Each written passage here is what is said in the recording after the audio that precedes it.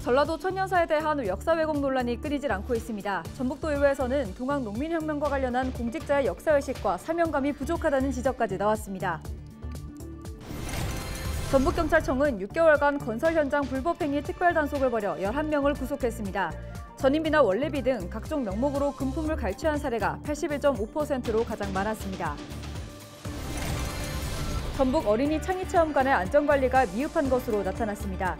전북도는 안전관리와 감독 미흡 등 3건의 운영상 문제점을 확인하고 주의 처분했습니다. 한낮 최고온도가 30도를 웃돌며 무더운 날씨가 이어지고 있습니다. 더위에 지쳐 보양식으로 장어 요리를 찾는 사람들이 많아졌습니다.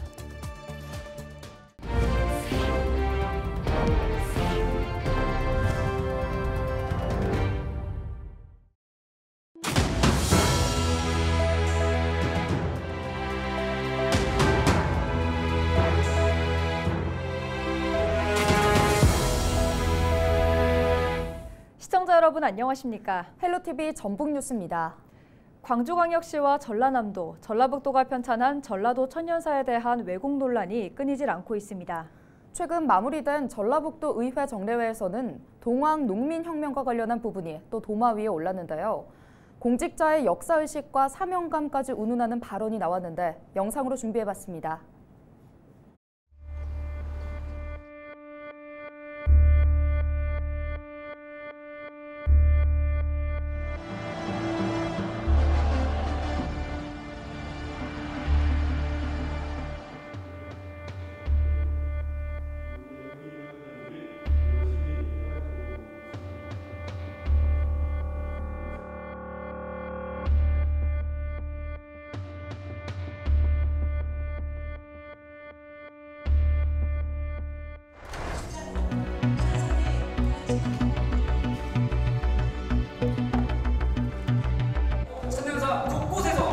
상식 수준 이하의 고탈자와 역사 왜곡이 발견됐고 이를 시작하는 학계 시민사회 움직임이 있었습니다.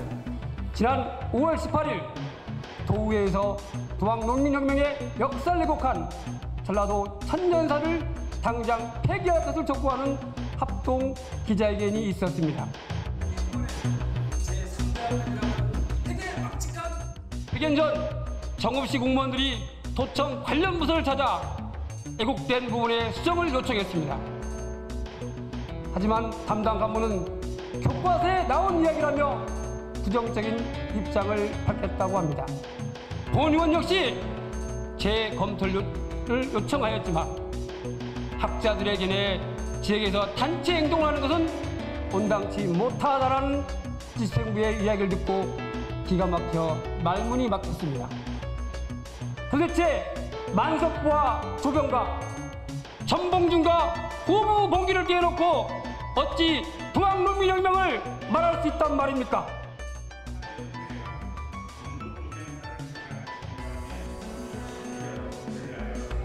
역사에 무관심한 공직자의 행태에는 그 연유가 있었습니다. 지난 5월 11일은 동학 농민혁명 기념일로 전라북도의 유일한 국가기념일입니다. 하지만 5.18 광주민주화운동 국가기념일에는 참석한 대통령, 국무총리, 문체부 장관 등은 보이지 않고 문체부 차관이 그 자리를 대신했습니다.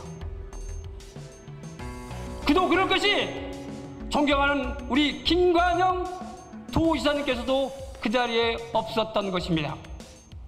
본 의원의 요청을 받고 서울구청에서 회군 버선발로 달려와준 행정부지사가 전라북도의 유일한 체면치였습니다. 김관영 지사님, 서거서 교육관님, 그리고 관계 공무원 여러분. 1894년 동국 안전의 기치가 2024년 글로벌 혁명 경제 도시로 거듭나는 역사적인 변화 되어야 하지 않겠습니까? 나라와 지역의 발전과 이상은 올바른 역사 정신 여명입니다. 전북도가 운영하는 복합 놀이문화 체험시설인 어린이 창의체험관의 안전관리가 미흡한 것으로 나타났습니다. 전북도는 지난 1월 30일부터 보름간 어린이 창의체험관 종합감사를 벌였다고 밝혔습니다. 전북도 감사 결과 안전관리와 감독 미흡, 세입 처리 부적정 등 3건의 운영상 문제점을 확인하고 주의 처분했습니다. 사례별로는 어린이 창의체험관은 본관에 설치된 자동 심장 충격기가 제대로 작동하지 않는데도 점검하지 않고 내버려뒀습니다. 또 화재 시 피난 동선을 설명하는 안내도 게시 또한 소홀히 한 것으로 파악됐습니다. 전북경찰청은 지난해 12월부터 약 6개월간 건설 현장 불법 행위 특별 단속을 벌여 11명을 구속했다고 밝혔습니다. 전북경찰청은 이 기간 178명을 검거해 이 가운데 11명을 구속하고 127명은 불구속해 검찰에 넘겼습니다. 이번 특별단속은 도내 건설 현장 93개소를 전수조사하는 방식으로 진행됐습니다. 적발된 범죄 유형별로는 전인비나 원래비 등 각종 명목으로 금품을 갈취한 사례가 81.5%로 가장 많았습니다.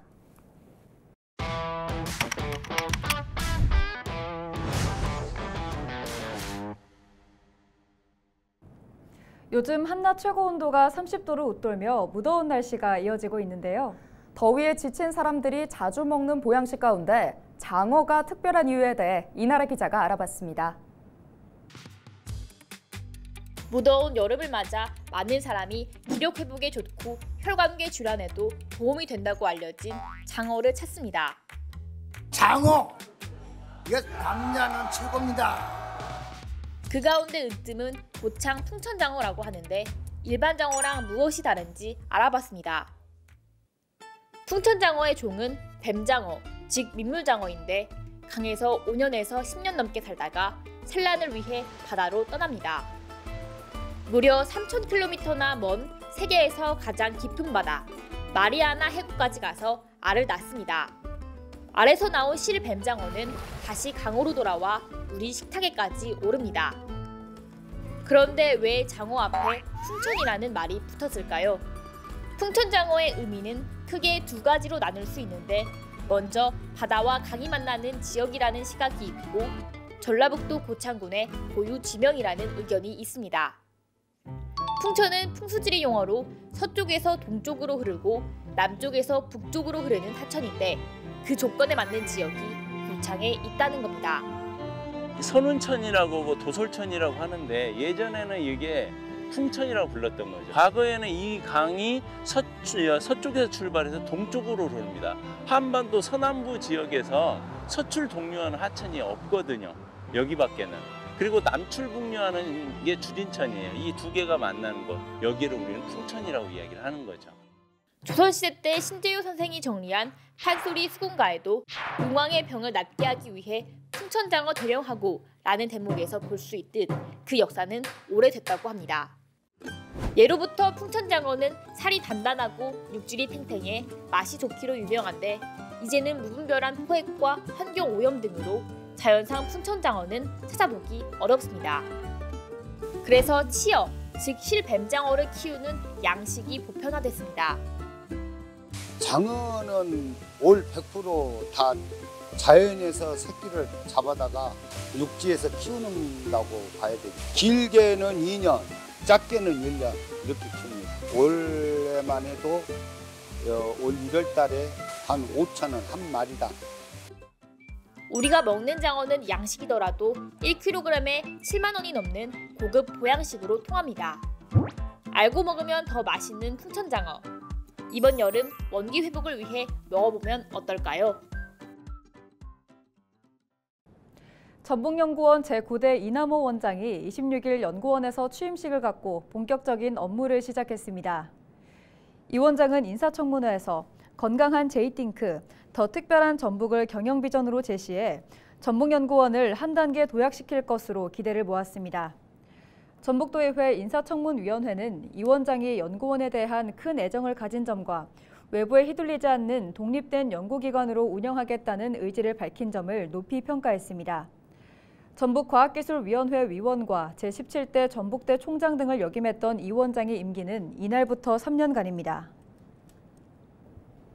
공교육 교과 과정에서 다루지 않는 내용의 문제는 수능에서 배제하겠다는 윤석열 대통령의 수능 발언과 맞물려 사교육 문제가 교육개혁의 핵심 의제로 떠오르고 있습니다. 해마다 학생 수는 줄어드는 반면 부모들의 사교육비 부담은 늘어나고 있는데요. 사교육비 절감과 공교육 정상화를 위한 기획보도, 오늘은 첫 번째 순서로 우리나라 사교육의 실태를 짚어봅니다. 이하영 기자가 보도합니다. 학부모들의 사교육비 부담이 매년 급증하고 있습니다. 통계청이 발표한 지난해 초중고 사교육비 조사 결과를 보면 사교육비 총액은 26조 원으로 역대 최고치를 기록했습니다.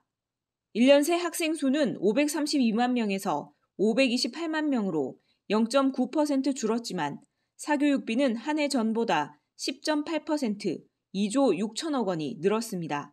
학생 수는 줄었는데 사실은 참여율이 늘면서 참여하는 학생 수 자체는 늘었습니다. 그리고 학생들이 참여하는 그 시간도 전년에 비해서 0.5시간 늘었기 때문에 일단은 양적으로 사교육에 참여하는 그런 양으로 봤을 때 늘어난 부분은 통계로 또 확실히 나타나고요. 전체 학생 1인당 월 평균 사교육비는 41만 원, 참여 학생 1인당 사교육비는 52만 4천 원으로 2007년 통계 작성 이후 가장 많습니다. 윤석열 대통령이 사교육비 증가의 원인으로 공교육 과정을 벗어난 수능 문제를 지목하면서 교육부는 올해 수능에서 초고난도, 이른바 킬러 문항을 배제하겠다고 발표했습니다. 하지만 학부모들 사이에서는 우려의 목소리가 나옵니다. 킬러 문항을 없애는 것은 동의하지만 변별력이 떨어져 수능이 쉬워지면 면접이나 논술 등 대학별로 치르는 시험이 어려워져 사교육 시장이 더 커질 수 있다는 겁니다. 본고사 비슷한 논술이나 그런 시험들이 이제 또 심해질까 봐 그거는 단위가 또 엄청나거든요. 사교육비 단위가. 그걸 굉장히 지금 걱정하고 있습니다. 당장 5개월도 남지 않은 수능 시험. 사교육 문제 해결을 위해 꺼내든 정부의 대책이 공교육과 교육 현장의 내실화를 이끌어낼 수 있을지 주목됩니다. 헬로티비 뉴스 이하영입니다.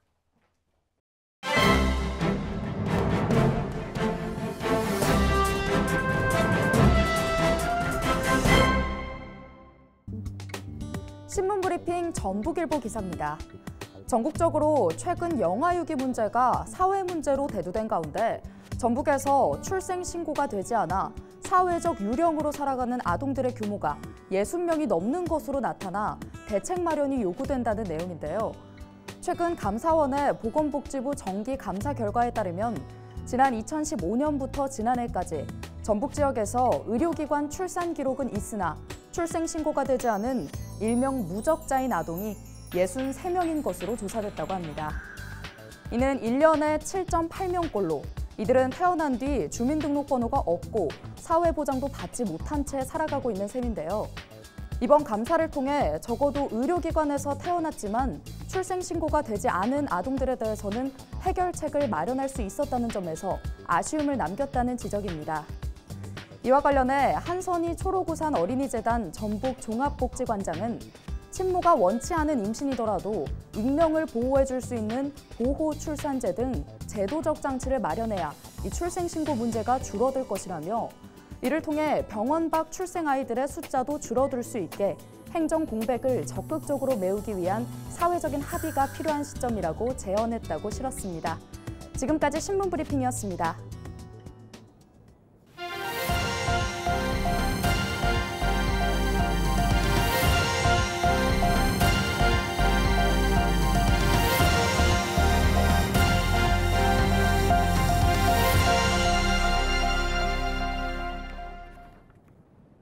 전라북도 교육청과 한국장애인개발원은 26일 장애학생 현장 중심 맞춤형 일자리 사업 협력을 위한 업무 협약을 체결했습니다.